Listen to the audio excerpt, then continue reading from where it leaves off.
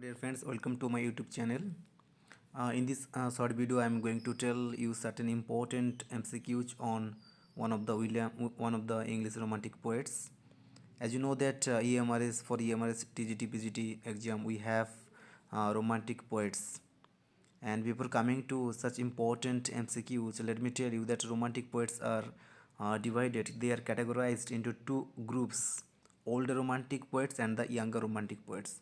Older romantic poets that consisted of William Wordsworth, H.T. Coleridge, Robert Sade, and younger romantic poets, those who are called revolutionary poets, and they are your John Keats, P.V. Shelley, and Byron.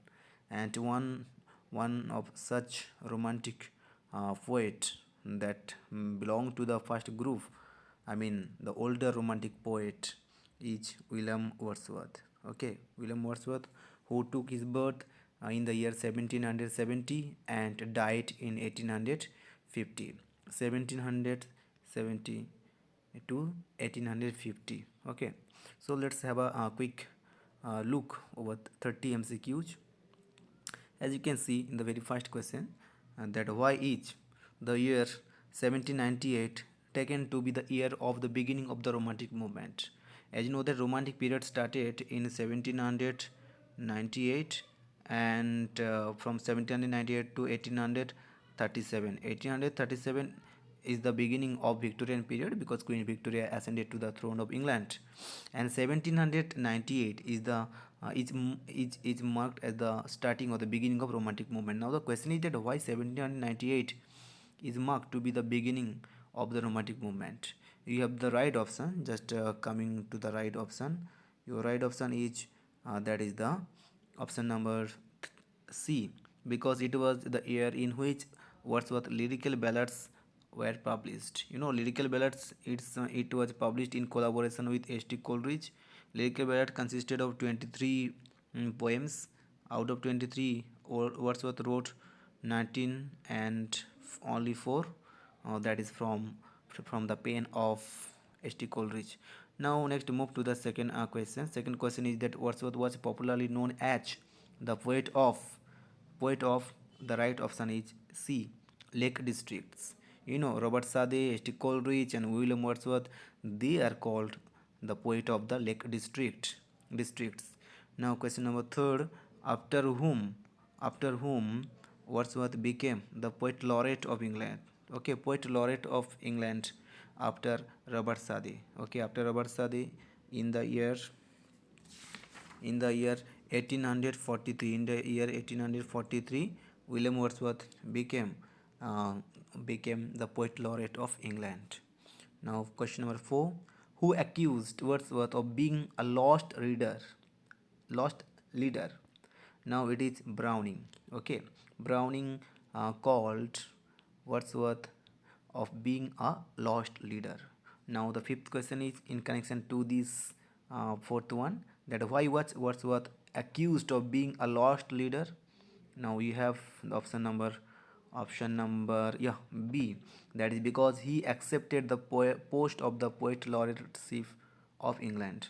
Now moving to the next question, you have one extract from one of the poem of William Wordsworth, that is just for a handful of silver he left us, just for a raiment in his coat.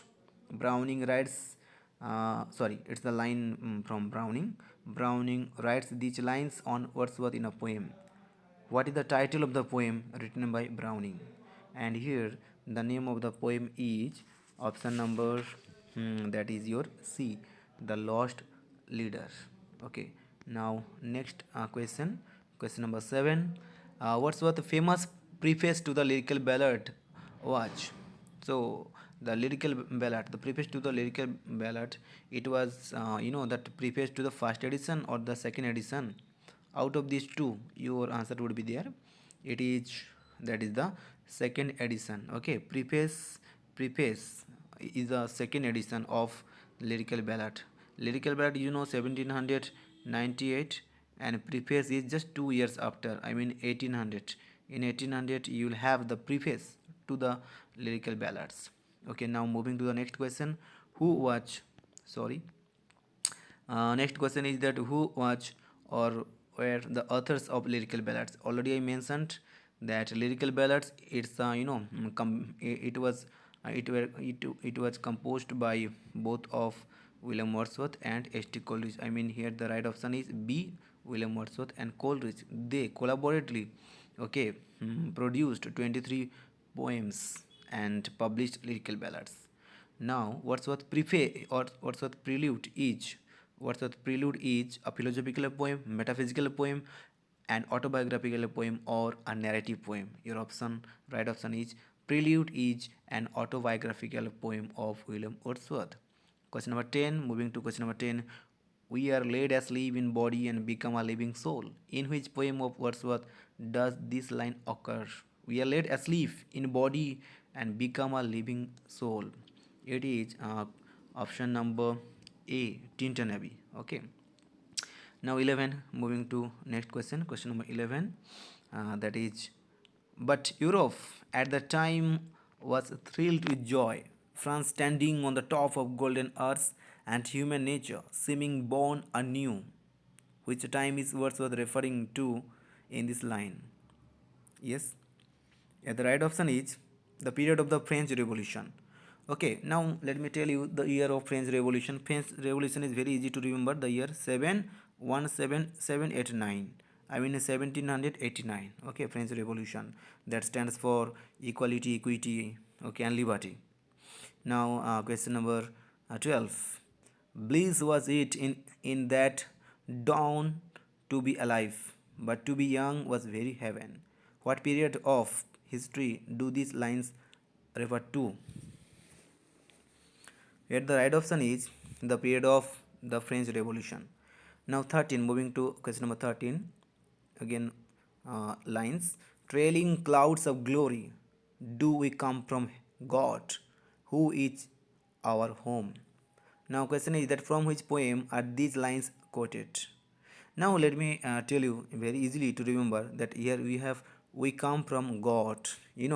God, quite celestial figure. So here the right option is option number A, immortality, ode.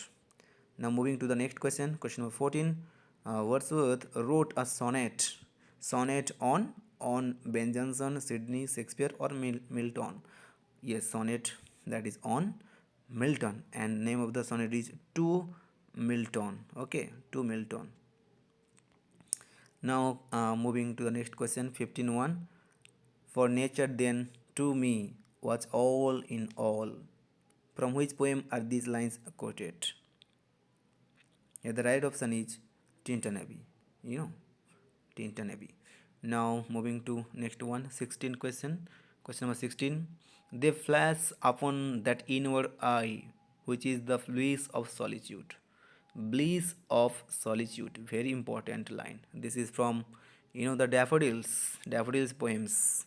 Daffodils. I wander lonely as a cloud. Okay, the starting line. Daffodils poems. So bliss, solitude. This line is from Daffodils. Now question number 17. Question number 17 is, nature never did betray the heart that loved her. From which poem are these lines quoted? This is from Tintin Abbey. Okay. Now next one is, the child is father of the man. Very important line, and you can find this line in rhetoric, sometime in paradox. Okay. The child is father of the man, and I could wish my days to be wound each to each by natural piety. From which poem are these lines quoted?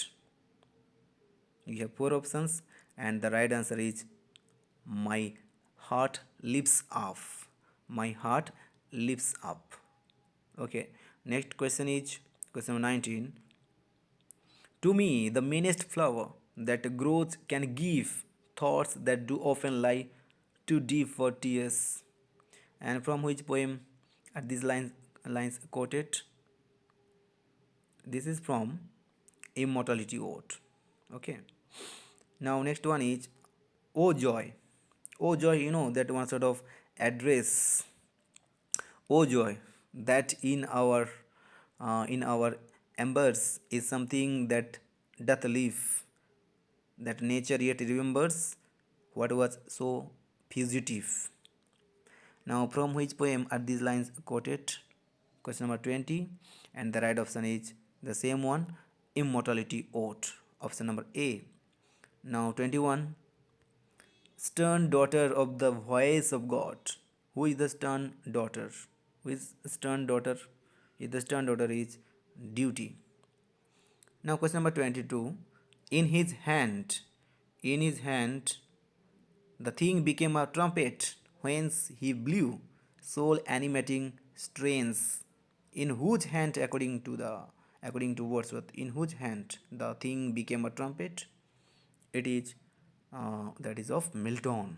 Okay, Milton, on whom William Wordsworth wrote a sonnet.